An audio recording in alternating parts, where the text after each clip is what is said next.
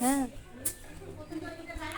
বন্ধুরা, আজকে আমরা চলে এসেছি কালনা রাজবাড়িতে। দেখো কত সুন্দর সুন্দর এগুলো ডিজাইন, খুব ভালো লাগছে। তো আমাদের এই কালনাতেই পুরনো ঐতিহ্য মন্দির, 108 শিব মন্দির, রাধা গোবিন্দর মন্দির। তো যারা যারা এখনো দেখোনি তারা অবশ্যই কালনাতে এসে ঘুরে যাবে। টাটা।